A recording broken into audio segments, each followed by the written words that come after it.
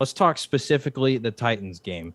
So you come into this game, Titans, they're the number one seed, and I know you said that they got the easiest draw. The Titans are no joke, right? They beat a lot of good teams this season. I even think back to like right after Derrick Henry got hurt, they went out and they beat the Rams in very convincing fashion.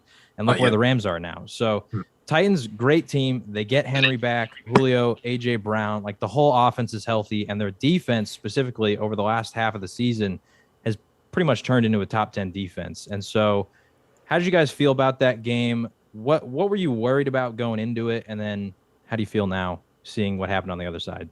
Yeah, so on our podcast, we were talking about the Titans defense was going to cause major problems for the Bengals just because, Jeffrey Simmons and Autry, Harold Landry, their D-line, their front seven's no joke. You're right. They turned into a really good defensive unit, and they had to when Derrick Henry went down.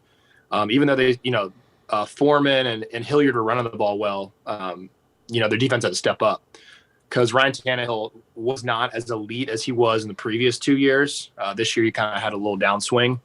But, going into the game, it was a weird feeling. Like I really wasn't too worried, and we really weren't too worried because we thought that, Joe Burrow's on this hot streak, and we thought that he could carry us. And he did end up carrying us, but not with touchdowns. It ended up being Evan McPherson. I'm sure we'll get into that in a little bit, but I wasn't really too worried. I don't know how Jack, we talked about it a little bit, but before the game, it wasn't like I was super, super worried because the Bengals do one thing well, and that's stop the run. Usually it's usually passing teams that cause problems for them. So the Titans were a good matchup in my opinion before the game. Yeah. I would say, I think that, us having been through those years of Andy Dalton where every year you get to the playoffs, but Andy turns the ball over against the Chargers. Andy breaks his thumb and you have to start a backup, A.J. McCarron against the Steelers. Andy overthrows A.J. in 2012 against the Texans. Just going through those reasons, and then even back to Carson, when Carson gets hurt in 05 and then Carson doesn't play well in 09 against the Jets. Moral of the story being, I think we both have learned having a guy like Joe Burrow that transformative quarterback play makes you so much more confident in your team as a fan, because there are several times this year, and I'm sure it'll happen on Sunday, where if the Bengals get down 14 against the Chiefs, I'm not going to be like I was during the Andy Dalton era where it's like, oh my God, game's over, turn it off, close it down. Joe Burrow, despite the fact that Tennessee team came back to tie it at 16 on Sunday, I don't know how Alec felt. I always felt like, the Bengals have the dudes to go win this game.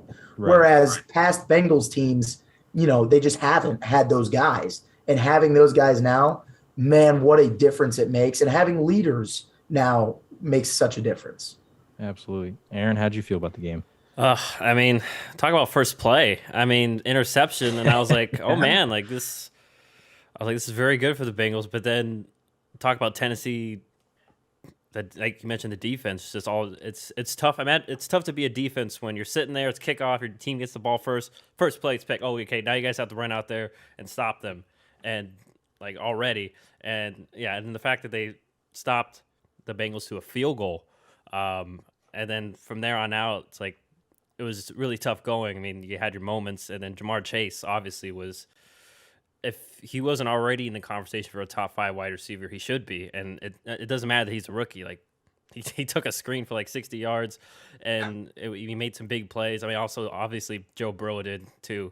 But yeah, I texted in our group chat, John. You saw, I said, it's going to be a long day for Burrow, after the second, third drive, because it was just I don't know what to say. I don't know what the best phrase is, but he was just being slippery in the pocket, but he was taking some damage too. And I was listening to one of my podcasts today, and it was Chris Sims, but he was mentioning Burrow along with Allen and Mahomes, these new age quarterbacks, they don't get affected by pressure. They legitimately don't. These guys keep taking hits, and their eyes are still downfield after every snap.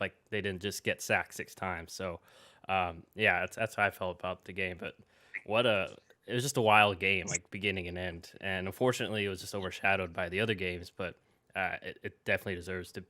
It was definitely a big part of the weekend, obviously.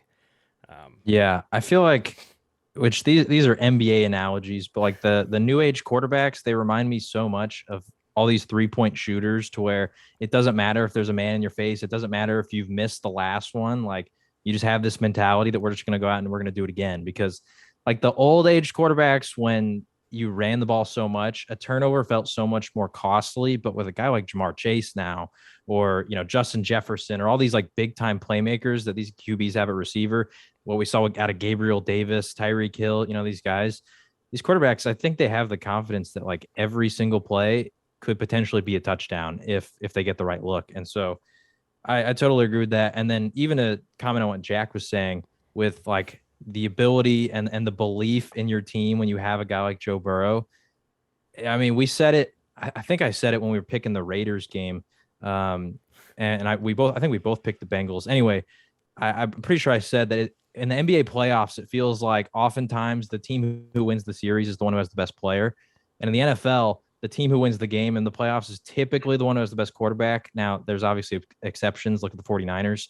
But for the most part, it feels like the team who has the best quarterback is probably going to win. And then when you have like those, you know, pretty evenly matched games, like, you know, the Bills and the Chiefs, like it can go either way and it's just crazy.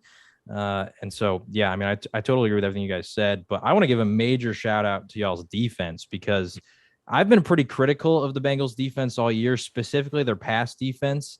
You know, not the best graded unit, not that great statistically, but I mean, the past two games, like, you know, the Raiders game, they come out and I can't remember what drive it was. It was like their first or second drive, and y'all forced that fumble, easy field position, give you points. Like, that's a big defensive play to make in the playoffs. And then in this game against the Titans, they get Derrick Henry back. And I don't care if he's coming off injury. This is Derrick Henry, the best running back in the league. And you held him to 3 yards per carry. And then, you know, we don't even have to talk about forcing Tannehill into 3 interceptions, including the first one of the game. Bengals defense stepped up big.